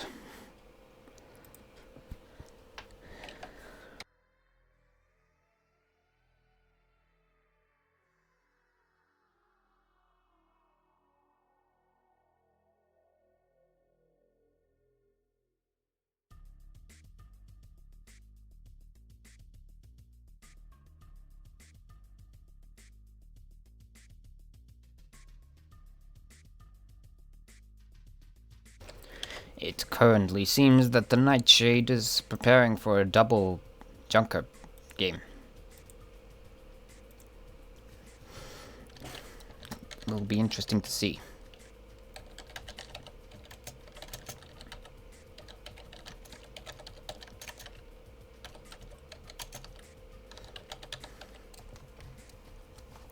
Versus a Magnate and a Crusader. Well done.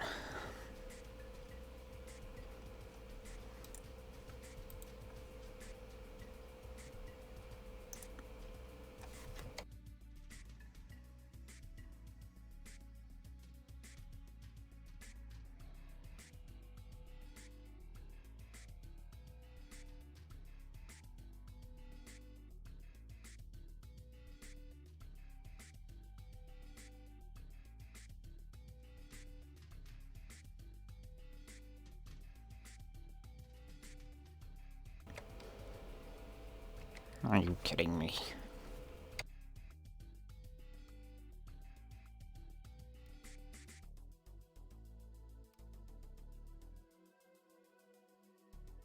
Well, at least it's the last time I'll have to force start today. Just stop it. Please be considerate of others and push one button so I don't have to push 3.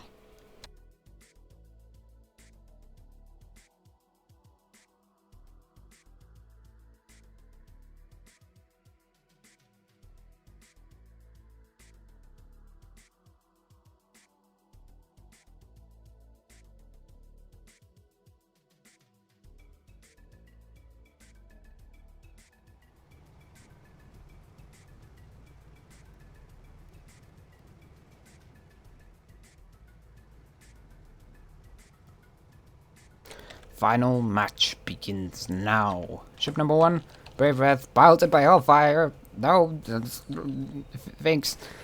Front Artemis. Mines and Banshees on right. Tempests, Hades on left. And seriously, is this some kind of ritual? Ship number 2, the Bucket List, piloted by Mosen. It's a front Gatling with side Gat mortar and other side double art. Ship number 3, Love Shack, piloted by Alpha Sierra. It is a double Cat front, double Artemis mid-deck, Watcher, Caronate Magnate. Ship number 4, the Legitimate Business, piloted by Igthril.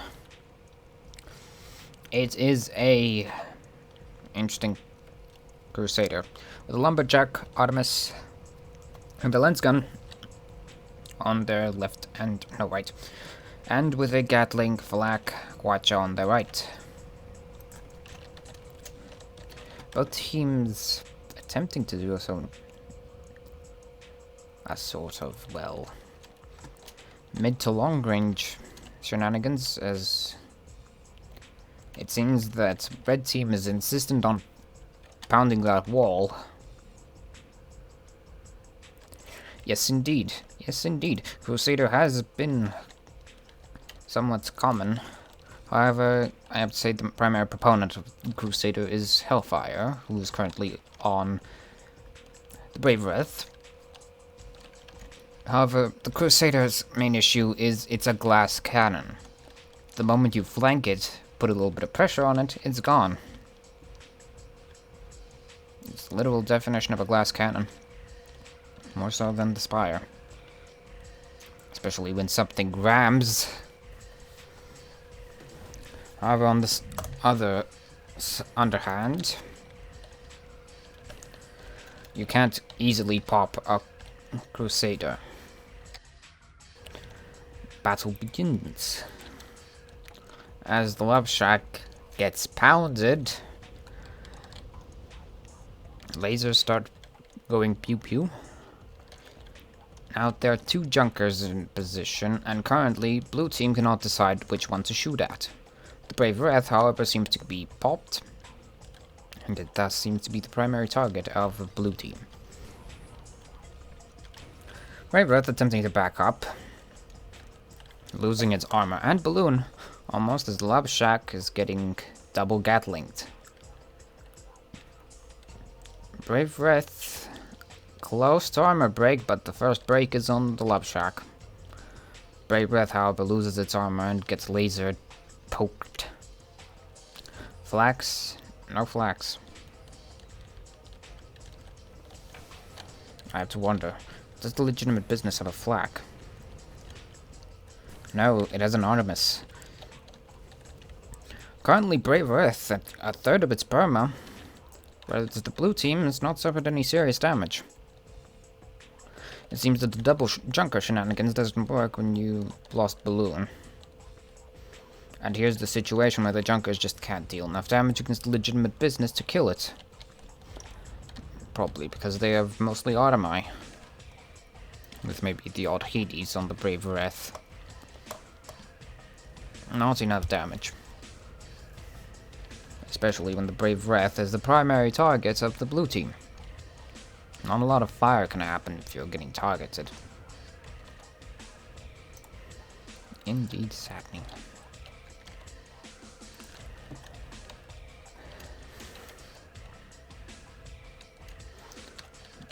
Both teams are hesitant to engage each other, but I hope both of them are aware that they can see each other somewhat. If they just stay over this ruined cathedral. How prayings for the Emperor go on there.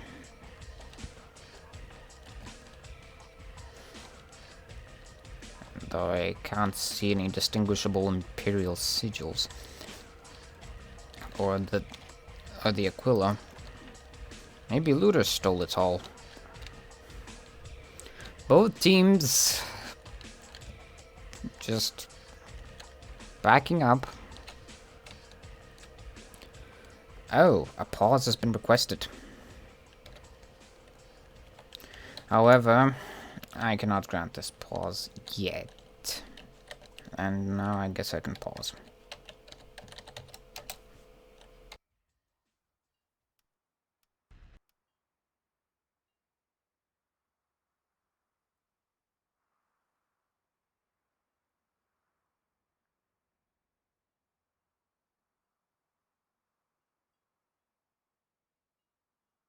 Yes, so currently there's a pause.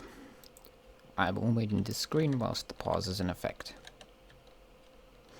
Neither team can spot each other, so it is currently viable for a pause. However, I have no idea why red team would request a pause. It's certainly interesting.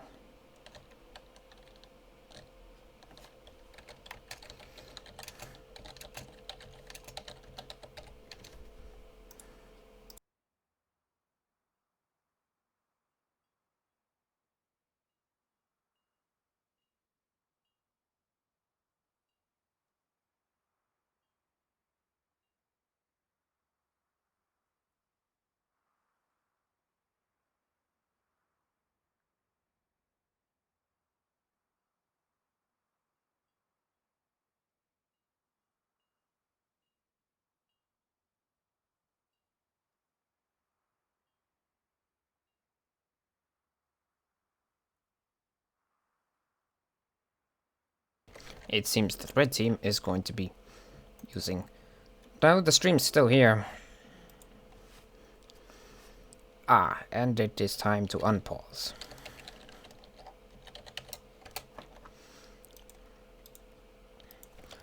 Don't worry, the stream is still here. As I said, I'm just going to cover it all up whilst we wait for the pause to end. I'm a bit too lazy to press the one button 2 times. And besides, nothing interesting is going on whilst there's a pause. After all you'll be staring at is just 2 ships boringly sitting around, doing nothing. I'm saving you the pleasure by putting up a nice Guns Ubiquitous Alliance poster I made. And some duct tape and wire cutters. Both sides now duking it out again. As predictable as it is, the blue team's now targeting the Brave Wrath as, after all, they're handing on by a needle.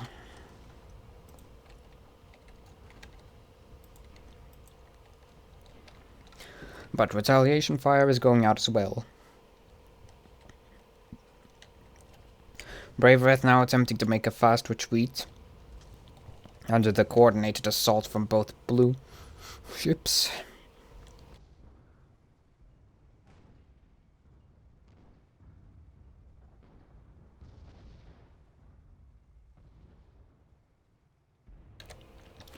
And nothing has changed yet. This matchup is just horribly pacifistic. Neither side is willing to do what it takes to win. But I understand. Neither side is willing to risk everything on poorly calculated odds as the Brave Beth gets popped. Boops a little bit. The issue here is that blue team should really be targeting the exposed bucket list currently, instead attempting to target the Brave Wrath as Love Shack loses armor. Drifting? Drifting is valid for a quick repositioning as a legitimate business pokes its head a bit too far and loses half its perma as a consequence. Blue team is now screwing it up badly, but red team is as well, as the Brave Breath loses armor. Why is the music stopped? Back to it. Brave Breath. Now gone. First kill for blue. However, it may just end in tragedy. Tar again? As I said last time, you can get hydrogen and shoot vent if one of your engineers is competent enough to have it, in which case I do believe that they do have an engineer that fits the bill, as the bucket list gets armor broken, and the Love Shack looks like it wants to ram it up the back.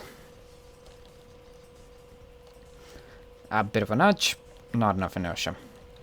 The bucket list is popped, flags go in, goodbye. Red team playing a bit too interestingly with those junkers as the Brave Breath once again returns. I hope they don't charge again. That's just a repeat of the meat grinder session. Nightshade is certainly not learning from its mistakes.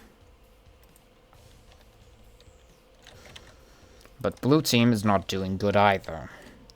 They did sort of not shoot at the clearly exposed ships. The Brave Breath now gets spotted by the Love Shack. Legion business likely attempting to return to its allies. The bucket list is doing the same.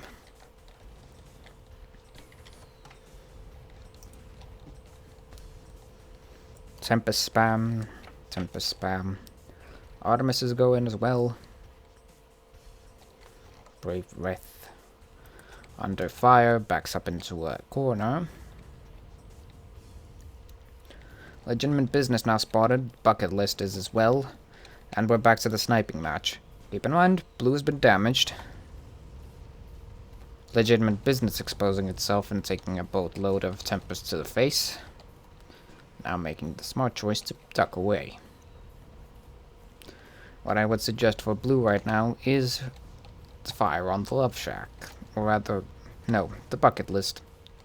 Because it's a bit more exposed. As for red, they're not in a good position. You just lack firepower. Enough firepower for them to... Oh, the Love Shack gets broken. If blue team plays a bit more smarter, by utilizing a little bit more of their cover to their advantage as the Love Shack gets almost broken again. Love Shack apparently not used to the concept of sniping. Understandable, it's not everyone's cup of tea. And those weapons don't look like they're meant for sniping. Yes, with a couple of Gatlings and Artemine watches. That ship is not meant for the sniping duel. Whereas on the other hand, the Crusader is 100% fit for this sniping duel, having 3 guns to point at the enemy, one of which is a lumberjack, which will instantly put them out of commission. But neither side can actually do much right now. Sure, red is getting armor breaks, but that's just a peekaboo game. Legitimate business now actually rotating. Only just to slightly reposition closer. Lumberjacks once again proceed to go. The bucket list now being in critical condition. Almost. And there goes the armor. But only a tiny bit of damage.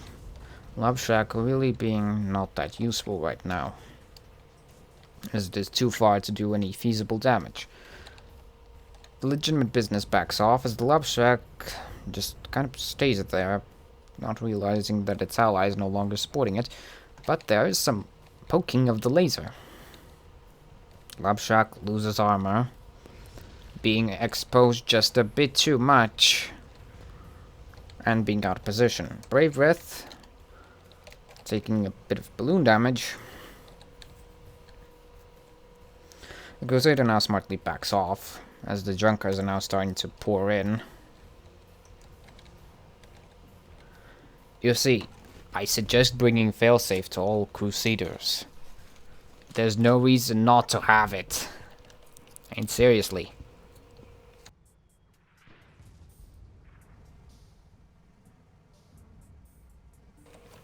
You have only 2 engines to failsafe, and oh no, Love Shack is charging in to protect its ally. I doubt that's feasible now because legitimate business is now dead. They were attacked just a bit too aggressively, and you can't really trust a Crusader to stay alive. Apparently, chat states that, yes, the Magnate can indeed do something if it does face forward. However, its positioning is also somewhat questionable. But it is currently the meat grinder situation, as red team is just charging into blue spawn with aggression in tow. Gatlings going out, Love Shack losing armor, but no real damage.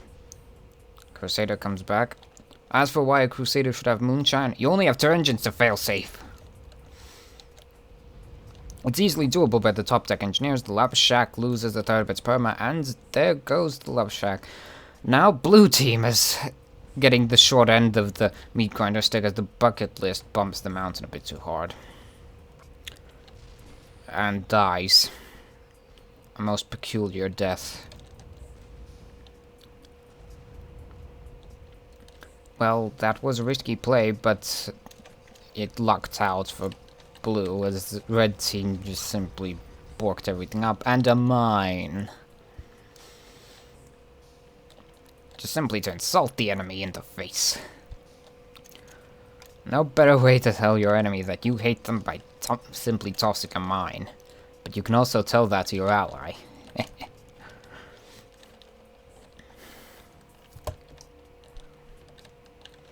So the Love Shack backing up? What is it doing? You're not doing much with that side gun. A side watcher goes out, does cripple a couple guns, but you're dangerously out of position there. And backing up into a wall. Luckily for blue, the legitimate business is close on the heels of their ally. But that's incredibly risky. Just charge in alone, as the bucket list now makes advantage of that. But gets popped.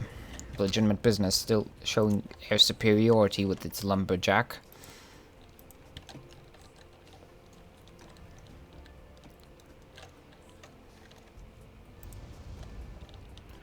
Now it's corner peeking. For those of you that don't know, you can go over this mountain right here. As we are backing out to get a better look, as the bucket list almost popped, almost broken. Legitimate business almost broken. Fire goes in. Love Shack drums a mine. The bucket list down 3 guns. Love Shack about to die. Legitimate business, run. It is 4 minutes left on the clock and it's still anyone's game. As the 2 aggressive junkers rush in, but will they make another big mistake? Once again, Moonshine saves lives. You have no idea how fast a Moonshine Crusader can actually be. Crusader turning its close range side to get a good... Oh, friggin' hell. That was a really good watcher. No engines and 2 guns. Ooh. No engines on the Brave Wrath as it slowly reassembles them. Good watcher there. Extremely good watcher there by whom? By Portable Grump. Congratulations. The bucket list now closing in. Aggressively exchanging fire. With legitimate business, which almost gets broken. The Love Shack in an imposing position, but holding fire for some reason. Gatling is out of work. Watches. Most probably reloading. The bucket list gets popped by unknown tactics. As the bucket list almost loses armor, but is... The Gatlings on the Magnates are not capable of hitting as the bucket list finally loses armor. But sadly, no retaliation, as tars dropped by the Brave Wrath. Again. Another sweet watcher. As the armor goes down the bucket list, flags go in, and thus, blue team scores their 4th kill.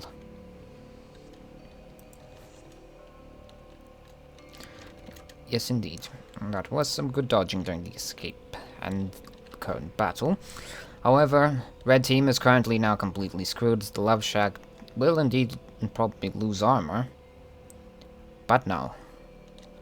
As the Brave Wrath now is getting oppressed. Dropping down low due to a barrage of Lumberjack. Now pinned down. They have little hope to escape. And there's only 2 minutes left on the clock. Even if they do escape, it's highly improbable that red team will actually come back from this grave era. I would say both teams are not exactly doing it perfectly, but Brave Wrath losing armor and almost dying. Legitimate business in close range to finish it off, but a bit of a hydrogening. And tar. That thing loves its tar. At this point, the Brave Wrath is gone, and 5-3 in favor of the Balloon Puppers. Nightshade, apologies, but you need a serious rethinking of strategy, tactics, and everything imaginable. Alright, maybe not tactics, but strategy 100%. That has been Crewcible, everyone. Remember to sign up for next week. It will be certainly an amazing next event if everyone just signs up. And remember, arrive on time as well, please. And that has been the Crewcible. See you around for next week, everyone, and have a good day. I am Zanok, and well, your humble host of the Crewcible and this stream, and I will see you all next Saturday. Cheers.